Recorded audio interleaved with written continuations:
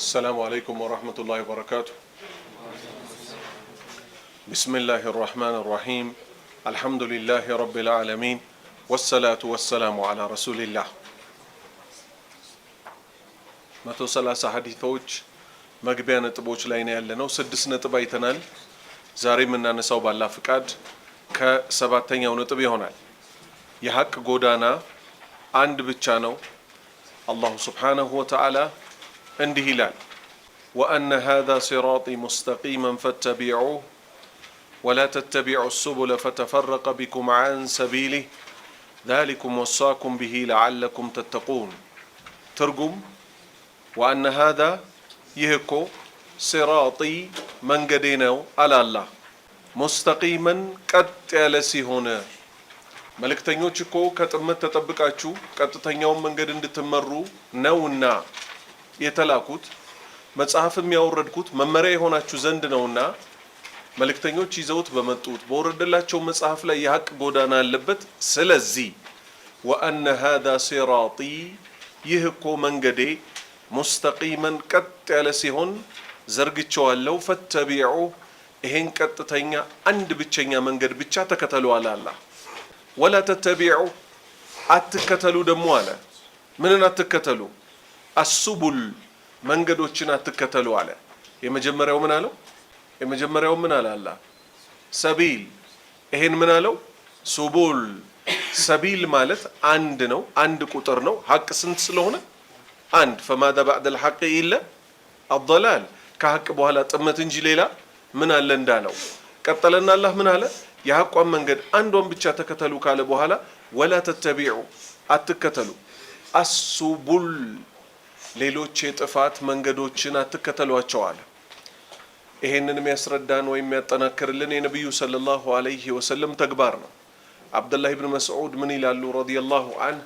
ነቢዩ ሰለላሁ ዐለይሂ ወሰለም ከዕለታት በአንድ ቀን አሉ መሬት ላይ ቁጭ አሉና በእንጨት ቀጥተኛ መስመር አሰመሩ። ሃዛ ሰቢሉላህ ይህ የአላህ መንገድ ነው አሉ። ቀጥታ አንድ መንገድ አስምረው በጎንና በጎን በኩል ደግሞ ሌሎች ጭረቶችን ጫሩ።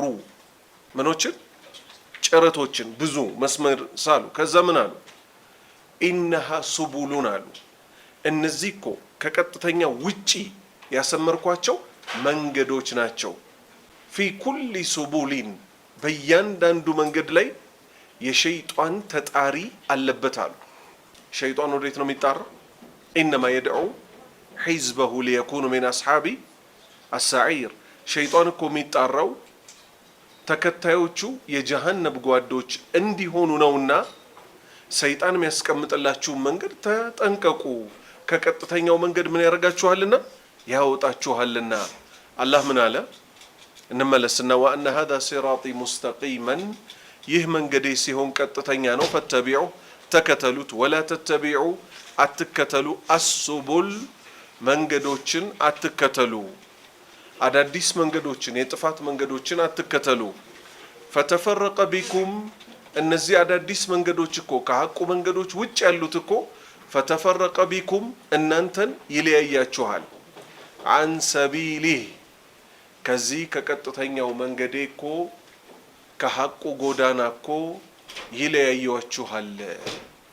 ዛሊኩም ይሃችሁ እኮ ይህን ምክር የመከራችሁ እኮ ወሳኩም አደራ አላችሁ፣ ቢሂ በዚህ በአደራ ትእዛዝ ላይ አደራ አላችሁ፣ ለዓለኩም ተተቁን አላህን ትፈሩት ዘንድ ከእሳት ተጠብቃችሁ ጀነት ትገቡ ዘንድ ይህ ነው መንገዱ፣ ይህን መንገድ አደራ አላችኋለሁ አለ አላሁ ሱብሓነሁ ወተዓላ። ከዚህ ምን ያዝ? ሰባተኛው ነጥብ ላይ እንዳልነው የሐቋ ጎዳና ስንት ናት? አንድ ብቻ ናት። አሁን ማንም ሙስሊም የሆነ ሰው ምን ሊጠነቀቅ ይገባዋል? አላህ እንዳለው ከዚች መንገድ ውጭ ያሉት እነማን ናቸው? እኛን ምን የሚያደርጉን? ከዚች ከቀጥተኛዋ መንገድ የሚያወጡ እንዳንወጣ ምን መሆን አለብን? መጠንቀቅ አለብን። በጥቅሉ ሁለት ናቸው የሰው ልጆች ከቀጥተኛው መንገድ የሚያዘነብሏቸው ወይም የሚያወጧቸው። ምንና ምን ይባላሉ?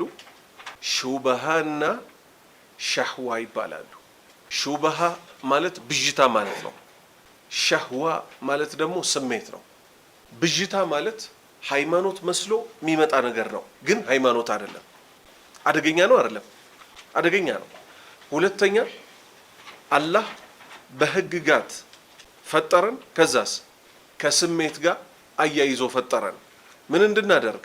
ስሜታችንን ወጥ አድርገን አላህ ያስቀመጠውን ህግጋት ብቻ ተከትለን ምን እንድንሆን? ጀነት እንድንገባ። ለዚህም ሲባል አላህ ምን አለ?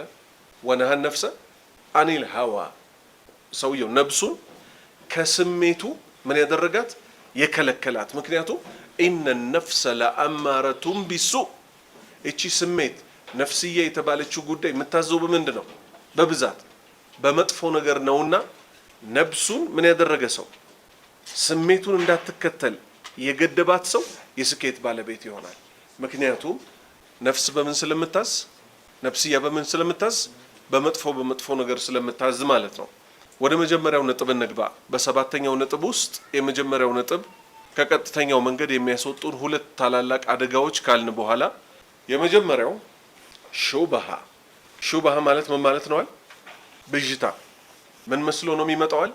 ሃይማኖት መስሎ ነው የሚመጣው፣ ግን ሃይማኖት አይደለም።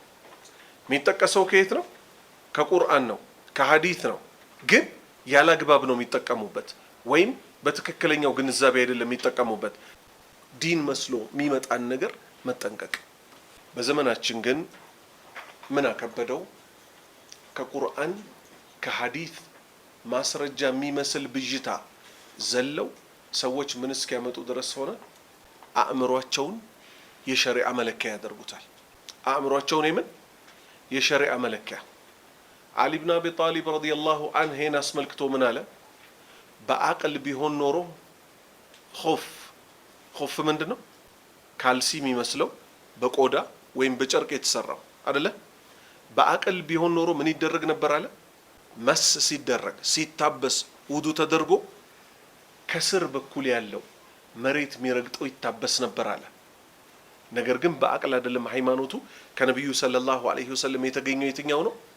ኹፍ ሲደረግ ካልሲ ወይ ቆዳ ሲለበስ የሚታበሰው የትኛው ነው? የእግር የላይኛው ነው።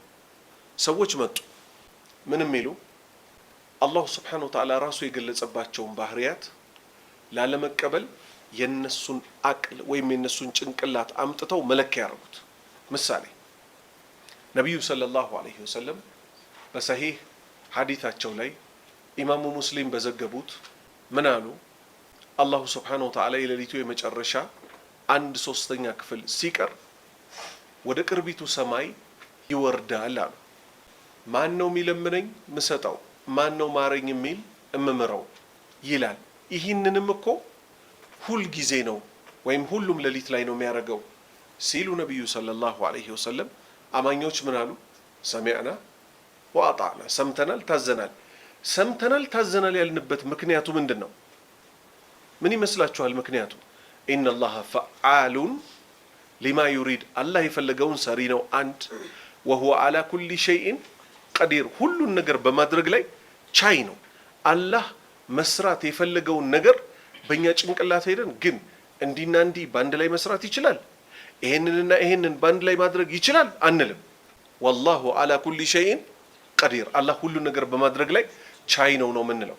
ጥሩ፣ የሰው ልጅ እንደ አቅሉ ቢሆን ኖሮ አሉ የሚባሉ የሳተላይት የመሳሰሉ መሳሪያዎችን ተጠቅሞ እስካሁን ድረስ ሊደርስበት ያልቻለው ምን ነው? አሁን አሜሪካ ምን ይላሉ? ምድርን ጠቅላላ ተቆጣጥረናታል ይላሉ አይሉ? በምን ሲባሉ ከላይ ከፍ ብለን ሳተላይት አለን ምድር ላይ ሁሉ ሰው የሚኖርበትን የመሳሰለው፣ እንዲያውም ጨረቃ ላይ ያሉ እኛ ማናቃቸው አዳዲስ ፍጡሮች አዳዲስ መሬት አግኝተናል፣ ጨረቃ ላይ ሄደን እንዲያውም መኖር አለብን ሁሉ እያሉ ነው አይደል? ጥሩ፣ ያልደረሱበት ግን ምን አለ? እኛ የምናምንበት የያእጁጅና የማእጁጅ ጉዳይ። ያእጁጅና ማእጁጅን ዙልቀርነይን የተባለው ያ የአላህ ባሪያ ምንድነው ያደረጋቸው? ዘጋባቸው። በምን? በብረት አቅልጦ አይደለ? ዓለም የት አለ የደረሰበት? ይሄን አህባሽና መሰሎቻቸው ግን እውነት ዙልቀርነይኖች ካሉ እስካሁን የት ነበሩ ምናምን ይባላል እንዴ? ይሄ በምን ጉዳይ ነው? ይሄ በምን ጉዳይ ነው? በፍጡር ጉዳይ ነው። ፍጡሮች እኮ ናቸው፣ አላየናቸው ምናምን ይባላል እንዴ? አይባልም። ነብዩ የተናገሩትም እናደርጋለን እናምናለን። ወከዛሊከ ልክ እንደዚህ አላህ የሌሊቱ የመጨረሻ ክፍል ላይ ይወርዳል ስንባል አዎ እናምናለን። ለምን? እንዴታው ሁኔታው መቼ ነው የሚታወቀው? ታግሰው ጀነት ለገቡ ሰዎች አላህ ካሳወቃቸው ያውቃሉ። አለበለዚያስ ለፈተና አላህ እወርዳለሁ ሲል አዎ ትወርዳለህ፣ የበላይ ነኝ ሲል አዎ የበላይ ነህ፣ እንዴት የበላይ ሆኖ እንዴት ይወርዳል ትላላችሁ ተብሎ መጠየቅ ይቻላል? አይቻልም። የአማኝም መገለጫውም አይደለም ጭራሽ። ኢማሙ ማሊክ ረሂመሁላህ የአላህ ስምና መገለጫዎችን አስመልክቶ ትልቅ መሰረት የሚሆን ንግግር ተናገሩልን። አንድ ግለሰብ መጣና ምን አላቸው? ኢማሙ ማሊክ ሆይ አላቸው፣ ከይፈ ኢስተዋ አላቸው። ምን ማለት ነው? አላህ ከአርሽ በላይ መሆኑ ተነግሯል። ከይፈ ኢስተዋ እንዴት ብሎ ነው የበላይ የሆነው ሲል ጠየቃቸው። ምንን የጠየቃቸው? እንዴት ሚለው ሁኔታው። የእሳቸው መልስ ምን ሆነ? አልኢስቲዋኡ ማዕሉሙን፣ አላህ ከአርሽ በላይ መሆኑ በአረብኛ ቋንቋ የታወቀ ነገር ነው። ከሰባት ሰማይ በላይ ውሃ አለ፣ ከውሃው በላይ አርሽ አለ፣ ከአርሹ በላይ ማን አለ? አርራሕማን አላህ አለ። ወልከይፉ መጅሁሉን፣ ሁኔታው እንዴት ነው ብሎ መጠየቅ ግን የሚታወቅ ነገር አይደለም አሉ። ወሱአሉ አንሁ ቢድዓቱን፣ እንዴት ነው የበላይ የሆነው ብሎ መጠየቅ ደግሞ ቢድዓ ነው። ለምን? አልተነገርምና። አኽሪጁ አኒ ሃዘል ሙብተዲዕ፣ ይሄም በቢድዓ ፊክራ የተለከፈ ሰው ከዚህ መቀመጫዬ ላይ ከዚህ ማስተማሪያ ላይ አስወጡልኛሉ። ሁሉንም ስለ አላህ የመጡ ስምና ባህሪያት በጠቅላላ በዚህ መልክ ነው የምንይዘው። እንዴት አድርገን ማመኑ ግድ ነው። በአረብኛ ቋንቋ በመጣው እናምንበታለን ቀጥተኛ ትርጉሙን። ሁኔታው እንዴት ነው ተብለን ከተጠየቀን ግን ሁኔታውን ለማን ነው ምንተው? አላሁ አዕለም። አህባሾች መጡና አላህ ይመልሳቸው ምን አሉ? አላህ የሌሊቱ የመጨረሻ 1/3 ክፍል ላይ ይወርዳል ሲባሉ ኢትዮጵያ ሲመሽ አሜሪካ ይነጋል አሉ። ምን ለማለት ፈልገው ነው? ኢትዮጵያ ሲመሽ ከወረደ አሉ አሜሪካ ደግሞ ይነጋል። እኛ ኢትዮጵያ በመሸ ሰዓት አሜሪካ ሲመሽም አሉ እኛ ጋር ስለሚነጋ ሁልጊዜ የመጀመሪያው ሰማይ ሌሊት ላይ ነው ያለው አሉ። አሁን በአእምሮ የቀረጸው እኛንን እነሱ ናቸው። ምክንያቱም እኛ እመኑ ስለተባልን አመን እንጂ በአእምሮአችን ላይ ውልል ያለብን ነገር አለ እንዴ? ይወርዳል፣ ኦኬ፣ በምስራቅ በኩል ነው ወይ በምዕራብ በኩል ነው ወይ ምናምን የሚል በጭንቅላታችን መጥቷል? አልመጣም። ይሄ ለነማን ነው? ቢነገረን ኖሮ እንዲህ ሊሆን ይችላል ብለህ ታስብ ነበር። ስለ ሁኔታው ተነግሮናል እንዴ? አልተነገረንም። አሁን ወደ ማን እንመለስ? እንዲህ አይነት በሽታዎችን የሚያሽሩልን አላህ እነሱ ባመኑበት እመኑ ያለን የማን እምነት ነው? የሷሃባዎችን እምነት መያዝ ነው። ሷሃባዎችን ነብዩ ሰለላሁ ዐለይሂ ወሰለም ምን አሏቸው? ደጃል እዚህ ምድር ላይ ለ40 ቀን ይመጣል አሏቸው። የመጀመሪያው ቀን ልክ እንደ 1 ዓመት ነው። ሁለተኛው ቀን እንደ 1 ወር ነው። ሶስተኛ ቀኑ እንደ 1 ሳምንት ነው። የተቀሩት ደግሞ ቀናቶች ዱንያ ላይ እንደምታቋቸው ቀኖች ናቸው አሉ። ሷሃባዎች ልክ እንደ አህባሾች እንዴት አንድ ቀን 1 ዓመት፣ የሚቀጥለው ቀን 1 ወር፣ ሶስተኛው ቀን 1 ሳምንት ሊሆን ይችላል? አንቱ ያላህ መልእክተኛ እባክዎት አስረዱን የሚል ጥያቄ አንስተዋል። ለምን አላነሱ? ጥያቄ ሳያስነሳ ቀርቶ ነው? የመጀመሪያው ቀን 1 ዓመት፣ ሁለተኛው ቀን 1 ወር፣ ሶስተኛው ቀን 1 ሳምንት ተባለ። እውነት ጥያቄ ማስነሳት ቢቻል እኮ ኖሮ ያስነሳ ነበር አይደል? ነገር ግን ሷሃባዎች አደበኞች ናቸው። ለምን? ከነብዩ ሰለላሁ ዐለይሂ ወሰለም አንደበት የመጣውን ነገር በጠቅላላ እንደ ምንድን ነው የሚያምኑበት? ወማ ينطق عن الهوى إن هو إلا وحي يوحى። እሳቸው እኮ ከልብ ወለድ አይደለም የሚናገሩት፣ ከሰማይ ቤት አላህ በመለኮታዊ ራእይ አማካኝነት አውርዶላቸው ቢሆን እንጂ። ከዛ ሷሃባዎች ምን አሉ? በነብዩ ቃል አመኑበትና በየትኛው? የመጀመሪያው ቀን እንደ 1 ዓመት፣ ሁለተኛው ቀን እንደ 1 ወር፣ ሶስተኛው ቀን እንደ 1 ሳምንት፣ የተቀሩት ቀኖች እንደ 1 ቀን ናቸው የሚለውን አመኑበትና ምን አሉ? ያን ቀን አሰጋገዳችን ምን ይመስላል? በቀን ውስጥ ስንት ጊዜ ነው የሚሰገደው? 5 ጊዜ። አንዱ ቀን እንደ 1 ዓመት በሚሆን ጊዜ እንዴት አድርገን እንስገድ ሲሏቸው ነብዩ ሰለላሁ ዐለይሂ ወሰለም ምን አሉ? እየገመታችሁ ስገዱ አሉ እንጂ ነቢዩ ሰለላሁ ዐለይሂ ወሰለም ቆይ እናንተ አልገባችሁም እንዴ? እንዴት አንድ ቀን አንድ አመት ሆኖ እንዴት አንድ ቀን አንድ ወር ይሆናል የሚል አነሱ? አላነሱም። ለምን? ወሂ ከሰማይ የወረደ ስለሆነ እሳቸውን በዚህ መልክ ለሷሃባዎቻቸው አስተላለፉ። ሷሃባዎቻቸውን በዚህ መልክ አመኑበት። ምን ይላሉ አህባሾች? አሁንም ይቀጥሉና አላህ እኮ ከአርሽ በላይ ነው ካልን አሉ። ሹፉ እነሱ ራሳቸው ምን አደረጉት ብያቸዋል? የሸሪዓው ሚዛን የነሱ አቅል ሆነ። የሸሪዓው ሚዛን ግን ምንና ምን ብቻ ነበረ? ቁርአን፣ ሐዲስ። ማን በተረዳው መንገድ? ሷሃባዎች በተረዱት መንገድ ብቻና ብቻ። ምን አሉ? አላህ ከአርሽ በላይ ነው ካልን ከፍጡር ይፈልጋል ማለት ነው አሉ። እውነታው ግን ማለት ነው አይደለም። አርሽን ከመፍጠሩ በፊት፣ ኩርሲይን ከመፍጠሩ በፊት፣ ሰማይ ምድርን እኛን ከመፍጠሩ በፊት ብቻውን የነበረ ከፍጡራኑ የማይፈልግ በራሱ የተብቃቃ ነው አይደለም? ነው አይደለም? ነው። ልክ እነሱ የሚጠይቁትን ጥያቄ እኛ ገልበጥ አድርገን ለራሳቸው ሁሌ እንጠይቃቸዋለን። ጥሩ መስጂድ ነው አይደል የገነባችሁት? አዎ። ሰላት ትሰግዳላችሁ? አዎ። በቀን 5 ጊዜ? አዎ ሲሉ አላህ ከፍጡራኑ የሚፈልግ ጌታ አይደለም አትስገዱለት ብንላቸው ትክክለኛ ጥያቄ ነው? ትክክለኛ ጥያቄ አይደለም። አይጠየቅም እንዲህ ተብሎ። አላህ ከኛ ስለፈለገ አይደለም ምን ሰግድለት።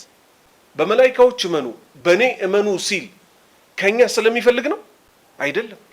እመኑ ባለን እናምናለን፣ ካዱ ባለን እንክዳለን። እመኑ ከተባልንባቸው ጉዳዮች ውስጥ ምንድነው? ወሊላሂል አስማኡል ሑስና ፈድዑሁ ቢሃ፣ ለአላህ የተዋቡ ስሞች አሉት፣ በእነሱም ጥሩት፣ ለምኑት። እያንዳንዱ ስም ደግሞ ምን አለው? መገለጫ ባህሪዎች አሉት። አህባሾች ዘንድ እኮ ማለት ነው አላህ ይጠብቀንና አላህ ይወዳል ካልክ ከፍጡራን ጋር ይመሳሰላል ይለዋል። አልተረዳችሁ? አላህ ይወዳል አይወድ? ይወዳል። የሱ መውደድና የእናት መውደድ ይገናኛል? አይገናኝም። ነብዩ ሰለላሁ ዐለይሂ ወሰለም የሆነችን እንስሳ አዩ። እግሯን ከፍ አድርጋ ልጇን ስታጠባ፣ ልጇ ልጠባት ስትገባ እግሯን ከፍ አደረገችው። ከዛ ነብዩ ምን አሉ ሰለላሁ ዐለይሂ ወሰለም? እቺ እንስሳ ለልጇ ከምታዝነው በላይ አላህ ያዝናል አሉ። እዚህ ጋር የእናትና የአላህን ፍቅር እኩል ሊያደርጉት ፈልገው ነው? አይደለም። ለሰው ልጆች እንዲገባቸው በቃል ደረጃ ፍቅር የሚለው ቃል በአረብኛ ቋንቋ እናትም ትወዳለች፣ ጌታ አላሁ ሱብሓነሁ ወተዓላም ይወዳል። የአላህ መውደድና የእናት መውደድ ግን ይገናኛል? አይገናኝም። አይገናኝም። ለአላህ ይወዳል፣ እንደሚወድ ደግሞ እሱም በሚመጥን መልክ እናጸድቅለታለን። እናትም ትወዳለች፣ አባትም ይወዳል፣ ወንድምም ይወዳል፣ ታላቅ ታናሹን ይወዳል፣ ታናሽ ታላቁን ይወዳል፣ ያከብራል። ግን ይገናኛሉ? አይገናኙም። ከዛ እነሱ ምን አሉ? አይ ይሄ ነገር ትርጉሙ መቀየር አለበት አሉ። ለምን ሲባሉ አይ ይወዳል ካልን ከፍጡራን ጋር ስለሚመሳሰል እሺ ስንላቸው አጅር ይሰጣል ለማለት ተፈልጎ ነው አሉ። ጥሩ ይሄው አሁን እዚሁ እጅ ከፍንጅ ሲያዙ አላህ ምን አለ? ወላሁ ዩሂቡ አተዋቢን አለ። ምን ማለት ነው ትርጉሙ? አላህ እኮ ወደሱ ተመላሾችን ሲሰሩ ከነበረው ወንጀል ይቅርብን ብለው የተመለሱ ሰዎችን ይወዳቸዋል አለ። አጅር ይሰጣቸዋል ብለው ሊተረጉሙት ነው? አላህ አጅር ነው የሚሰጠው ወይስ ወንጀል ነው የሚምረው? ወንጀላቸውን ይምረዋል በቃ። ከዛስ ይወዳቸዋል። ምን በመሆናቸው? ከእሳቱ መንገድ ተቆጥበው የሱ መንገድ ይሻለናል ብለው ወደሱ መንገድ በመምጣታቸው ውድድ ያደርጋቸዋል። አላህ ይቆጣል አይቆጣም? ይቆጣል። ምን ስንሰራ? ለምሳሌ ሽርክ ስንሰራ፣ ወላጆቻችንን ስንበድል፣ ዝሙት ሲሰራ እነሱ ምን አሉ? ይቆጣል ካልን ከፍጡራን ጋር ስለሚመሳሰልብን ይቆጣል ማለት ይቀጣል ለማለት ተፈልጎ ነው አሉ። ኢና ሊላሂ ወኢና ኢለይሂ ራጂዑን። እዚህ ውስጥ ከአማራ ክልል የመጣችሁ ልጆች አላችሁ አይደል? የጠየኳችሁ አሁን አማርኛ እንድታብራሩልን ነው። ከኛ በላይ አጉራሽ ማዳበላሽ ማለት ምን ማለት ነው? የአማራ ተረት ነው ይሄ። ከኛ በላይ አጉራሽ ማዳበላሽ ማለት አጎራረስ ራሱ ካልቻልክበት አነሳዋለሁ ብትል ትሪውን ታጨማልቀዋለህ አታጨማልቀው? ብልሽችቱ ነው የምታወጣው። ማጉረስ የሚችል ሰው ግን ጠቅለል አድርጎ ሲሰጥ ራሱ ትሪው ጽድት ይላል አይደል? ባለ ሃይማኖት ላይ ነብዩ በተገበሩት ሸሪዓ ላይ መጥቶ ያለ ዕውቀቱ ሚነካካ ሰው ምንድነው የሚያደርገው? ማዱን ነው የሚያበላሸው፣ ሸሪዓውን ነው የሚያበላሸው። እንደ ጥመት ቡድኖች ማለት ነው። እሺ አሁንም አልጨረስንም። በጣም ወሳኝ ነጥብ ስለሆነ ማለት ነው። ለወደፊት ለሰዎች የሚፈራላቸው ምንድነው? ካለንበት ዘመን ጭምር ከድሮም ዘመን ጭምር ብዥታ የተባለውን ነገር መጠንቀቅ ስለሆነ አስቡት። እኛ አሁን እዚህ የዲን ተማሪዎች ተብለን ቁጭ ብለናል እንበል። ግመል በሸሪዓ ያላት ቦታ ምንድነው? ባፈዛችሁት ቁርአን እስቲ ንገሩን። አፈላ ينظرون الى الابل كيف خلقت ግመልን አይመለከቱምን አፈጣጠሯን እንዴት አስገራሚ እንደሆነ አለ። ሚንባቢ አተአጁብ አፈጣጠሯ ገዘፍ ያለ ተለቅ ያለ ልዩ ስጦታ ስላላት ምን አላላ አወደሳትና ለመካ ሙሽሪኮች እናንተ አጠገብ ያሉት ግመሎችን እንዴት እንደፈጠርኩ አታዩም ወይ አለ። ስለዚህ በሸሪዓችን ምን እንይዛለን? ግመል ትልቅ ቦታ አለው የለው? አለው። አሁን እኛ ሐዲስ አልደረሰንም እንበል አናቅ ለመጀመሪያ ጊዜ ነው። የግመል ስጋ የበላ ሰው ውዱ ያደርግ ቢባል ምን ይመስላችኋል? ነግሬያችኋል። ሐዲስ ከዚህ በፊት አልሰማችሁም። ስለ ግመል የምናውቀው ምንም ብቻ ነው እንበል? ስለ አፈጣጠሯ ብቻ ነው እንበል። የግመል ስጋ የበላ ሰው ውዱ ያደርግ ወይስ አያደርግ ብንባል ምን እንላለን? አያደርግ እንላለን። ምክንያቱም ስለ የትኛው ጥያቄ ነው እያወራን ያለ ነው? ውዱ ሳይፈታ በምን ሽንቱን በመሽናት ሰገራ በመውጣት ፈስ በመፍሳት ውዱ ሳይፈታ የግመል ስጋ ብቻ የበላ ሰው ውዱ ይፍታ ወይስ አይፍታ፣ ውዱ ያድርግ ወይስ አያድርግ ብንባል የኛ አስተያየት ምን ይሆን ነበር? በእኛ አቅል ቢሆን ነው አያድርግ ነበር አይደል? ጥሩ አልጨረስኩም፣ መለስበታለሁ። የፍየል ስጋስ የበላ ውዱ ያድርግ ወይስ አያድርግ? አያድርግ። ምክንያቱም ውዱን እኛ ከምን ጋር ነው የምናውቀው? ከፈስ ከሽንት ከሰገራ ከመሳሰሉት አይደል? ጥሩ እሺ። የግመል ሽንት ግመል ሽንቷ እንጠጣው ወይስ እንቶ? ምን ብለናል? ሐዲስ አናቀም ብለናል። እውቀቱ አልደረሰንም እንበል። እንደኛ በአቅላችን ቢሆን ኖሮ የግመልን ሽንት እንጠጣው ወይስ እንራቀው? እንራቀው ነበር አይደል ምንለው? እሺ አሁን ወደ ሸሪዓ እንመለስ። የግመልን ስጋ አስመልክቶ ደግሞ ምን አሉ? የግመል ስጋ የበላ ሰው ውዱ ያደርጋሉ። ግመል የሚያድርበት ቦታ ሄደን እንስገድ ወይ ተብለው ተጠየቁ። ማን? ነቢዩ ሰለላሁ ዐለይሂ ወሰለም። እንዳትሰግዱ አሉ። ፍየልና በግ የሚያድርበት ጎረኖ ውስጥ ገብተን እንስገድ ወይ አሉ። ስገዱ፣ እንዲያውም በረካ አለው አሉ። ግራ የሚገባ ነገር ነው አይደለም?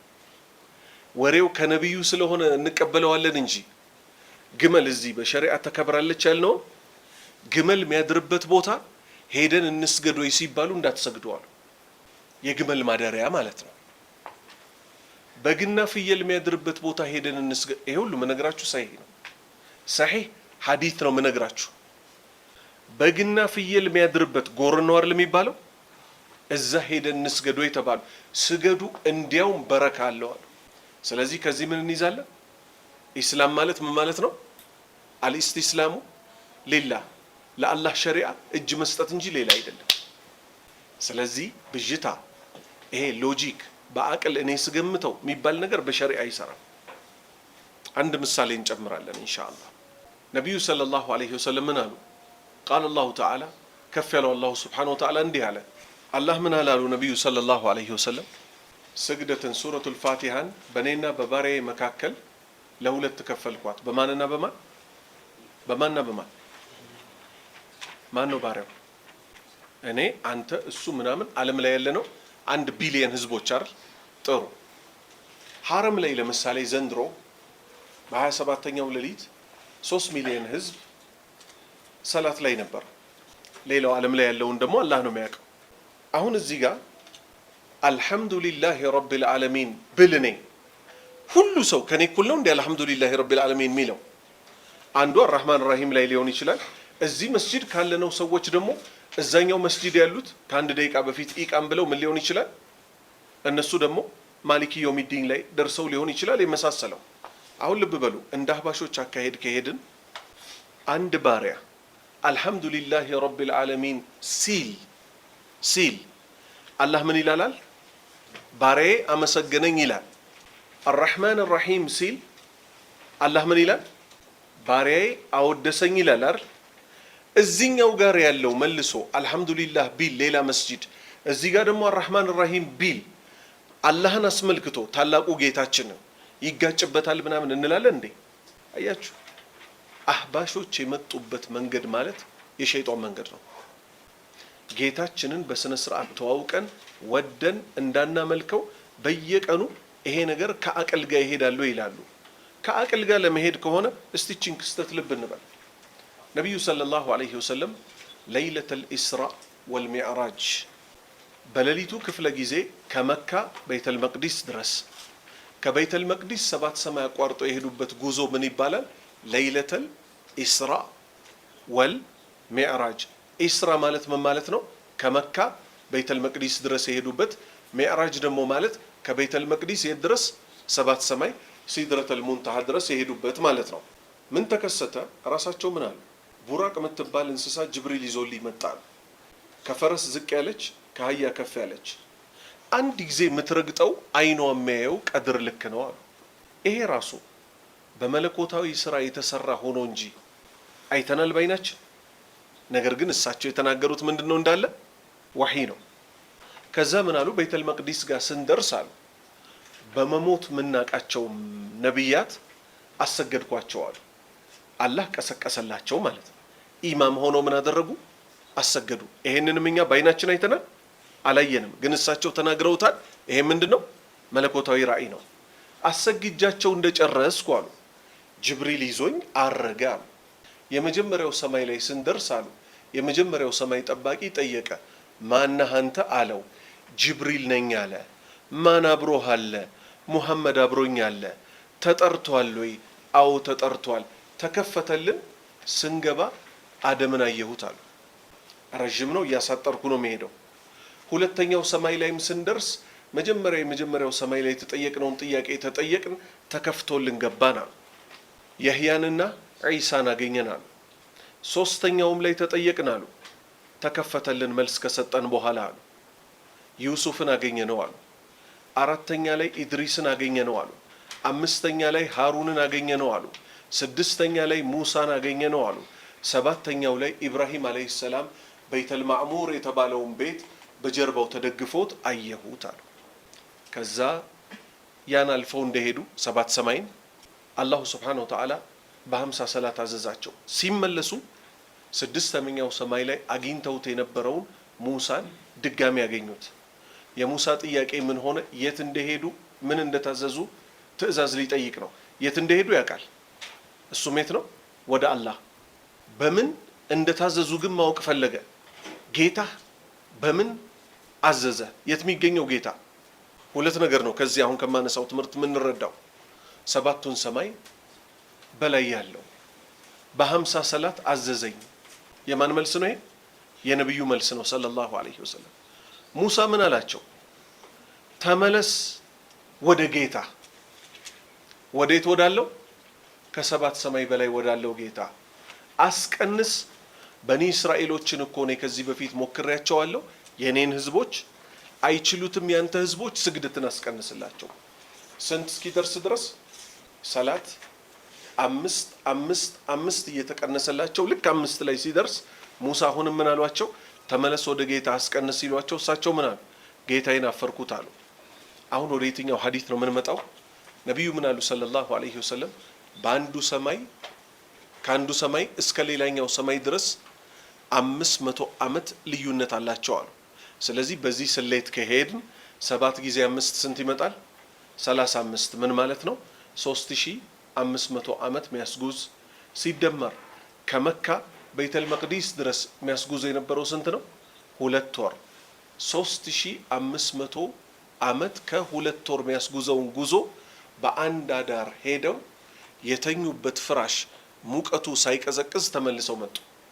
በነገታው እሳቸው ይሄን ወሬ ማውራት ጀመሩ።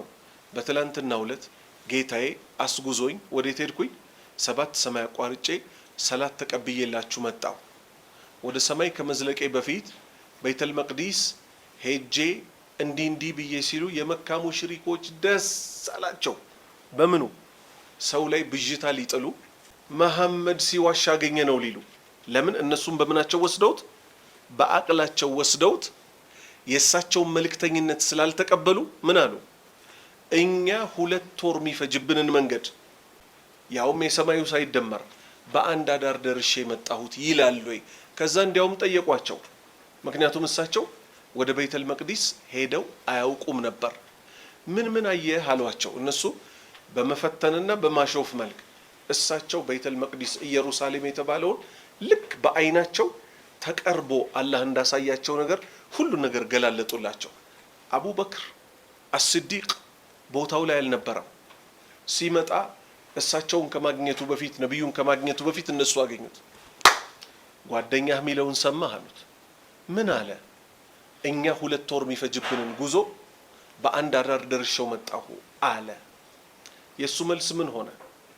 እውነት ብሎት ከሆነ ከዚህ በላይ በባሰው ጉዳይ አምነነዋል። በምን አረጋግ ምን አለ? መጀመሪያ እውነት ብሎት ከሆነ ማን ብለውት ከሆነ ነብዩ ሰለላሁ ዐለይሂ ወሰለም እውነት ብለው ከሆነ እሳቸውን የላካቸው ጌታ አላ ኩሊ ሸይኢን ቀዲር ሁሉን ነገር በማድረግ ላይ ቻይ ነውና አይደለም ቤተል መቅዲስ 7 ሰማይ አድርሶ የሚመልስ ጌታ ነው። እሱ አመነበት። እውነት ብሎት ከሆነ ከዚህ በባሰው ጉዳይ አምነነዋል ማለት ምን ማለት ነው? በነብይነቱ ጉዳይ እንኳን ነብይ ነኝ ብሎ ሲመጣ አምነነው የሎይ አይደለም ከዚህ ከመካ ተነስቶ ቤተል መቅዲስ ድረስ መሄድ። ስለዚህ አህባሾች አላህ ልባቸውን ይክፈትላቸውና የእውነት አቅለኛ ቢሆኑ ኖሮ በነብዩ ነብይነት ከታመነ በኋላ እኮ ሰለላሁ ዐለይሂ ወሰለም የተናገሩትን ሁሉ እንደነዛ እንደ ሙሽሪኮቹ እንዴት የ2 ወር ጉዞ በአንድ አዳር ደርሼ መጣሁ ይላል እንደማይባለው ሁሉ አላህ ወርዳለሁ ብሏል ብለው ከተናገሩ እሳቸው ከኛ ምን ይጠበቃል? አዎ እሳቸው ብለዋል እኛም ተቀብለነዋል ነው የሚባለው።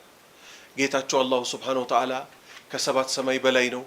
አዎ እሳቸውን የተናገሩት አዎ በሰሂህ ሐዲስ መጥቷል። አዎ ተቀብለናል እሳቸው እስካሉት ድረስ። ይሄን ያደረገ ሰው ሰላሙን አገኘ። ይሄን ያደረገ ሰው ሰላሙን አገኘ። ምክንያቱም የኛ ሃይማኖት ማለት ልብ በሉ እነሱ እንደሚሉት ለምሳሌ ምን ይላሉ? አላህ ይጠብቀንና አርራህማኑ አለል አርሽ ኢስተዋ ሚል ቁርአን ላይ 7 ቦታ አለ ስንላቸው ምን ማለት ነው? አርራህማን አዛኙ አላህ እኮ ኢስተዋ ከፍ ብሏል የበላይ ሆኗል። አላ አርሺሂ ከአርሹ በላይ ስንላቸው ምን ይላሉ? ኢስተዋ ለምትለዋ ቃል 16 ትርጉም አላት አሉ። ኢና ሊላሂ ወኢና ኢለይሂ ራጂዑን። ቁል ሁወ አላሁ አሐድ ስንት ትርጉም አለው? 16 ወይስ 1? መልሱልኝ። 1 በል ጌታ አምላክ በብቸኝነት ልታመልክ የሚገባው አንድ አምላክ ነው። ምክንያቱም አላህ አዛኝ ነው አይደለም? እኛ እንድንመራ ነው ወይስ ግራ ተጋብተን እሳት እንድንገባ ነው የሚፈልገው? እንድንመራ ራሱ ምን አለ? ማ يفعل الله بعذابكم አላህ እኮ እናንተን ከመቅጣት ጋር እኮ ምንም እኮ የሚያያይዘው ነገር የለም። እናንተን መቅጣት አይፈልግም። ኢን ሸከርቱም ወአመንቱም እስካመሰገናችሁና እስካመናችሁ ድረስ እኮ እናንተ መቅጣት አይደለም ዋና ዓላማው፣ እንዲያውም እንድትድኑለት ነው። አህባሾች ምን አሉ? ኢስተዋ የሚለው ቃል 16 ትርጉም አለው አሉ። እሺ ከ16ቱ የቱን እንምረጥ? ኤ ቢ ሲ ዲ ኦል ኦፍ ዘ አባቭ ነን ኦፍ ዘ አባቭ ምናምን እያልን ልንሄድ ነው። ይሄ ዱርዬ ስራ ታላቁ አንደኛ ይውላችሁ ይሄ ንግግር ምን አለው መሰላችሁ? አንደኛ አላህ አዛኙን ጌታ ጥበበኛውን ጌታ ከጥበብ ውጭ መግለጽ ነው። ጥበቡ እሱ ምንድነው? በነገረን ተቀንተን ጀነት እንድንገባ። ሁለተኛ ታላቁን አስተማሪ ነብዩ ሰለላሁ ዐለይሂ ወሰለም ታማኝ እንዳይሆኑ በትክክል እኮ አላደረሱም። 16 ትርጉም ያለው ነገር ጥለውብን ሄደዋል እንደማለት ነው። እሳቸው ግን ምን አድርገዋል? አስረድተዋል።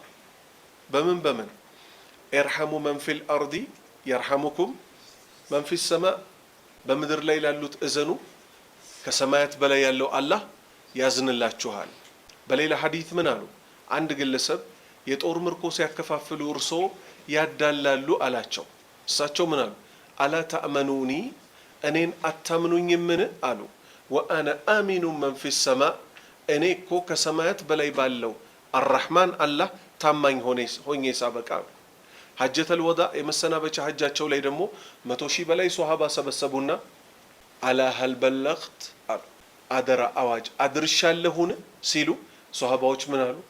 ነሽሃዱን መሰክርልሃለን አነከ በለግተ ሪሳላ ወአደል አማና እርሶ እኮ ማድረሶትን ታማኝ መካሪ መሆኖትን እንመሰክራለን ሲባሉ ጣታቸውን እንዲህ ወደ ላይ ያወጡ አላሁመ ሽሀድ አላህ ሆይ መስክርልኝ አሉ። እነዚህ ሁሉ 16 ትርጉምን ነው የሚያስይዙት ወይስ አንድም ብቻ? መልሱልኝ። አንድም ብቻ። እሺ የደጃልን አየን። ጥሩ። ከዛ ወደ ምን እንሂድ? ወደ ስሜት እንሂድ። የስሜትን አደገኝነት ለማየት ስሜትን መከተል ቀልብ ያሳሽጋል። የሰው ልጅ አይኑ ቢታወር እንኳን ልቡ ካልታወረ በአላህ ፍቃድ ብዙ ነገር ማየት ይችላል። እሺ የመጨረሻዋን ሆን ብዬ ነበር የዘለልኳት። እሺ ላብራራት። ይሄም ከፍልስፍና ጋር የተያያዘ ነው። ሰዎች ምን ይላሉ? ገንዘብን በተመለከተ ባለንበት ዘመን ታይም ቫሊ ኦፍ መኒ የሚባል የእንግሊዝኛ ቃል አመጡ። ትርጉሙ ምን ማለት ነው? ታይም ቫሊ ኦፍ መኒ ማለት ይሄ ገንዘብ ከጊዜ ጋር ተያይዞ የሚያመጣው ውጤት አሉ። የዛሬ 10 ሺህ ብር እኮ የሚቀጥለው አመት ሲለካ ራሱ 10 ሺህ ብር አይሆንም። ስለዚህ ምን እናድርግለት አሉ? ወለድ እናስቀምጥለት አሉ። ለምን ሲባሉ ትርፋችን ምንድን ነው? ዛሬ የሰጠነው 10 ሺህ ብር የዛሬ አመት ሲመለስ እኮ ኃይሉ ደክመው ነው የሚመለሰው አሉ። ብር ኃይሉ የሚደክመው አላህ ሲታመጽ ነው ወይስ አላህን ስንታዘዝ? አላህን ስናምጽ አይደል? አላህን ስናምጽ ምን ይሆናል? በረከቶች ምን ይሆናሉ? ይነሳሉ። ስለዚህ እነሱ ምን አሉ? እነዚህ ፍልስፍና ላይ የወደቁ ሰዎች ለሰው ካበደርኩ በኋላ ያበደርኩትን እንዴት ነው እንዳለ ተቀበል ምባለው አሉ። ስለዚህ ምን ፈለጉ? ጥቅም ፈለጉ። ኢስላም ያስቀመጠው የትኛውን ጥቅም ነው? አንድ ሰው ለወንድሙ አበድሮ ወንድሙ እስኪመልስለት ቀን ድረስ ምን ይጻፍለታል? ሰደቃ እንዳወጣ ብሩ ይጻፍለታል አሉ። እኔ ለወንድሜ 10 ሺህ ብር አበደርኩት። እሱ ያችን 10 ሺህ ብር እስኪመልስልኝ ቀን ድረስ አላሁ ስብሓነሁ ወተዓላ መዝገቤ ላይ ምን ያደርጋል? የ10 ሺህ ብር ምን ሰደቃ። ወለድ የሚበሉት ሰዎች እኮ ወለድ የሚበሉት በስንት ነው? በፐርሰንት ነው አይደል? አላህ አንድንም ፐርሰንት አልፈቀደም። እንደው 10% ወለድ በሉም በል። የ10 ሺህ ብር 10% ስንት ነው? የ10 ሺህ ብር 10% ስንት ነው? 1 ሺህ ብር አይደለ? 1 ሺህ ብር አላህ የጠላውን ወለድ ትርፍ ብለህ ከምትበላ መርዝ ነውና ካላህ ጋር ጦር መማዘዝ ነውና፣ ለወንድምህ ግን አበድረህ የሚቀጥለው አመት ሲሰጥህ ራሷኑ ሲሰጥህ ላንተ ምን አለ? ሲጀምር ለአኺራ ተቀምጦልሃል። ከዛስ የ10 ሺህ ብር ሰደቃ እንደሰጠህ ከዛም በላይ ጥፍጥፍ አድርጎ ደግሞ ከፍለዋል። ስለዚህ ከዚህ ምን እንይዛለን? ማትረፍ ትክክለኛ ትርፍ አላህን በመታዘዝ እንጂ አላህን በማመጽ አይደለም። ዛሬ ግን ሰዎች ምን አሉ? ግዴታ ወለድ መውሰድ አለብን አሉ። ለምን ሲባሉ ብሮች እኮ የዛሬውና የነገው አንድ አይደለም አሉ። የዛሬ 20 ዓመት 100 ብር ያበደረ ሰው ዛሬ ሲቀበል ራሷኑ 100 ብር እንጂ የሚቀበለው የድሮ 100 ብርና የዛሬ 100 ብር እኮ አንድ አይሆንም የሚባል ፍልስፍና አይሰራም። ይኸውልህ ምንድነው? ብዥታ ነው። ያላህ እንዲህ ለማፍረስ የመጣ ሁለተኛ ነጥባችን ሸህዋ፣ ስሜትን መጠንቀቅ። ስሜትን መከተል ቀልብን ያሳሽጋል። ስሜትን ሸህዋ ስሜትን ማምለክ ውስጥ ይከታል። ማስረጃ ቃል አላሁ ተዓላ አፈራአይተ ተመለከትክን መን ተኸዘ የያዘን ሰው ኢላሃሁ አምላኩ አድርጎ ሀዋ ስሜቱን ሴት ፈለገ መልከፍ ማቀፍ መሳም አለበት። መጠጥ መጠጣት ፈለገ መጠጣት አለበት። ምኑን ነው እየተከተለ ያለው? አምላኩ አድርጎ የያዘው ምኑ ነው? ስሜቱን ነው። አምላካችን ግን ምን ከልክሎ ሲያበቃ ዝሙትንም አትቅረቡ መጠጥንም አትቅረቡ ብሎ ሲያበቃ፣ ስለዚህ የአላህን ትእዛዝ ትተው ነፍስያቸውን ብቻ የሚጋልቡ ሰዎችን አላህ ምን አለ? አፈራአይተ ተመለከትክን መን ተኸዘ የያዘን ሰው ኢላሃሁ አምላኩ አድርጎ ሀዋ ስሜቱን አምላኩ አድርጎ የያዘን ሰው አየህን? ወአضለሁ ላህ አላህ እኮ አጠመመው።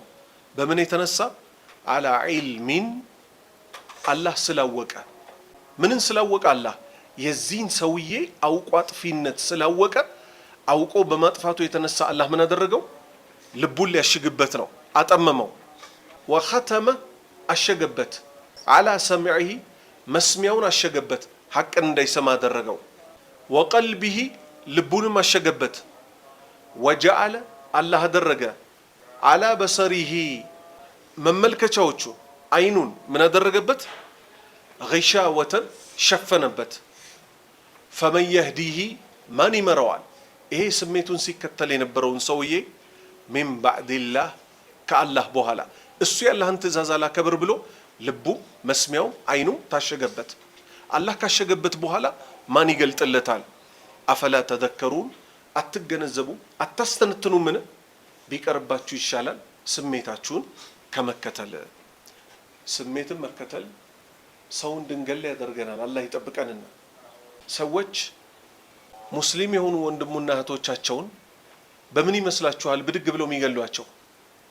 ስሜታቸውን በመከተል እንጂ ነቢዩ ሰለላሁ ዐለይሂ ወሰለም ምን አስጠንቅቀው ሲያበቁ ኩሉ ሙስሊሚን አለል ሙስሊሚ ሐራሙን ደሙሁ ወማሉሁ ወዕርዱሁ፣ ሁሉም ሙስሊም በሌላው ሙስሊም ላይ እርም ነው።